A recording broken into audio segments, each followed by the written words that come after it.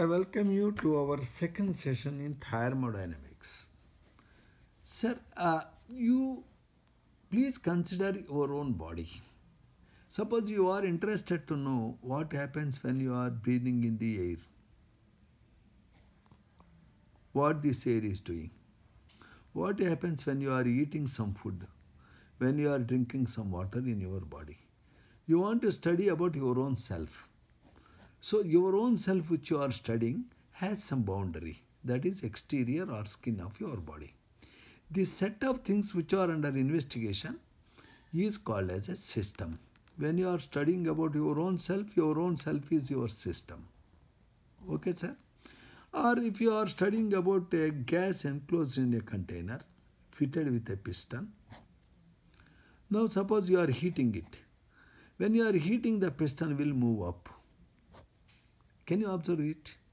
Why the piston is moving up? When you are heating, the pressure inside started increasing. When the pressure is increasing, the force is created on the piston. So the piston has moved up, the volume of the gas increased. Can you see that? This is having a boundary. Such set of things under study, limited by real or imaginary boundary. We are using imaginary boundary because if you are studying about star, the boundary is to be imagined. So a set of things under investigation limited by real or imaginary boundary is called system. A system can be as simple as a glass of water. This water can spill out, or if outside is cool, the water can become ice, or if you are heating, water can boil. It means a open system is that which can exchange the heat energy represented by Q or matter with surrounding. So anything other than system is called surrounding. Notice that the system plus surrounding together make universe. Now, if you take water in a closed container, the water cannot spill out. No. But still you can heat the water or you can cool the water. So a closed system can exchange the heat energy with surrounding, but it cannot exchange matter. Can we see it clearly? Now suppose you take coffee in a thermos flask. In a thermos flask, if it is ideal thermos flask, if you put hot coffee, coffee remains hot for quite some time. It means it is not losing its heat energy. A closed thermos flask cannot exchange the heat energy or matter with surrounding. Because its walls are specially designed, they are called insulated or insulating walls. So, this coffee taken in a thermos flask is said to be in isolated system. A isolated system is one which can neither exchange the matter nor the energy with surrounding. Now, the amount of heat energy which we study in thermodynamics is represented by Q as we already indicated.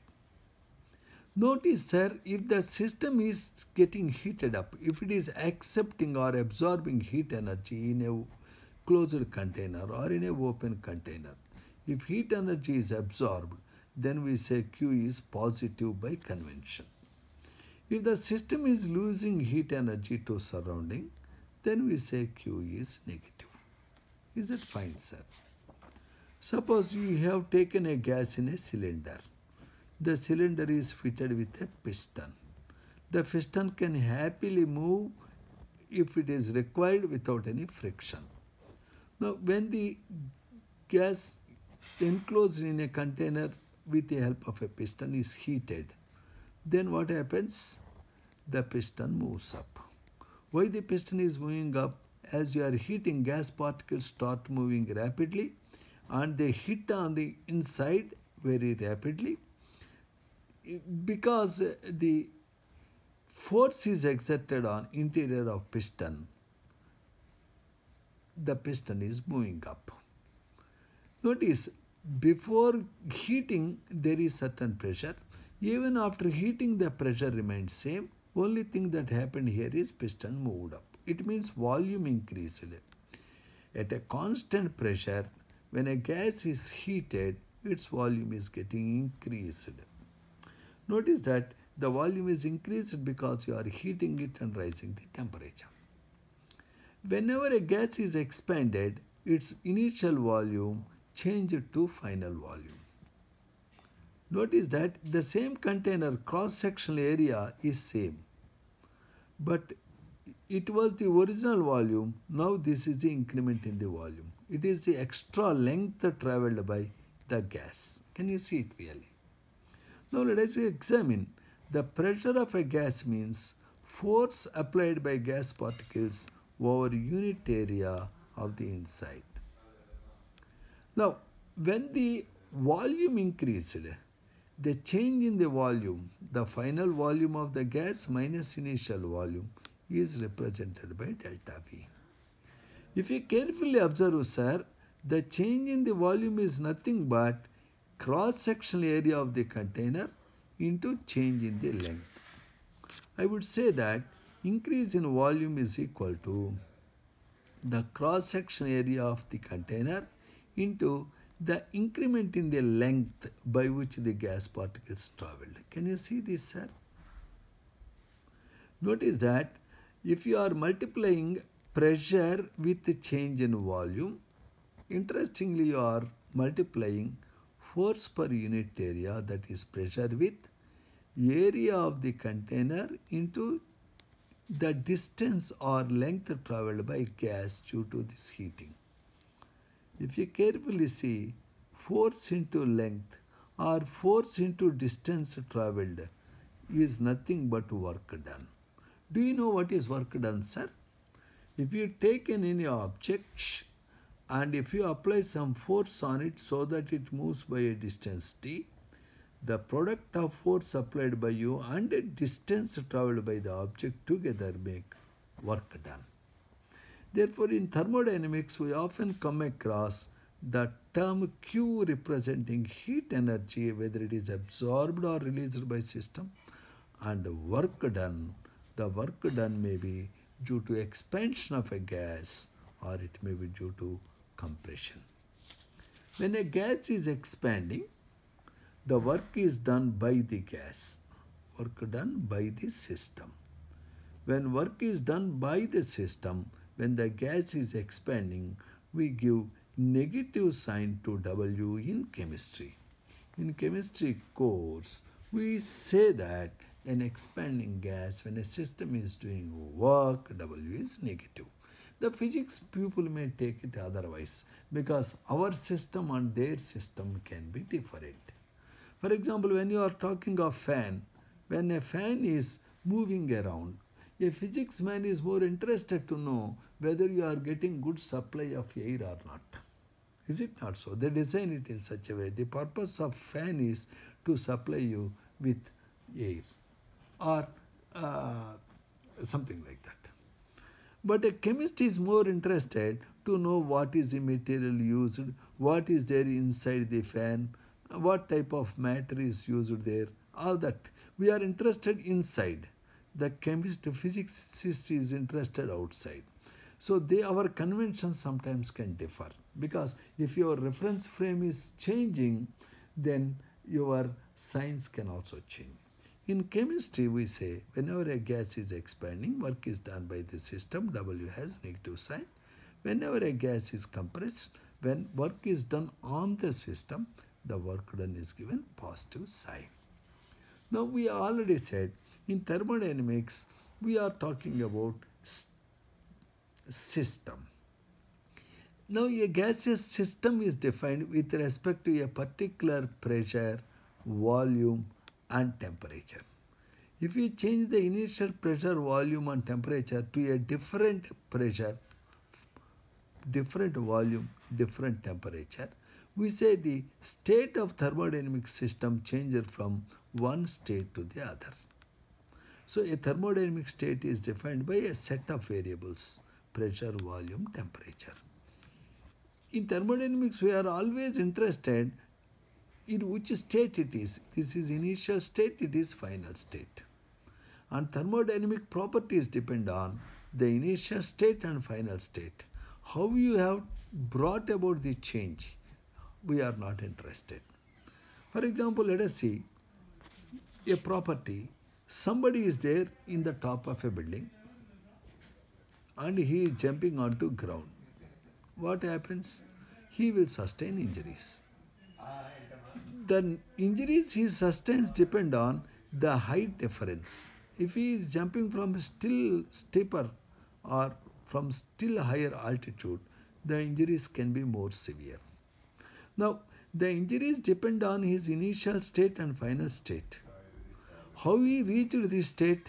Did he use a staircase, or did he use a lift, or did he took a rope and climbed up? I am not worried. The injury he sustained depends on the difference of height.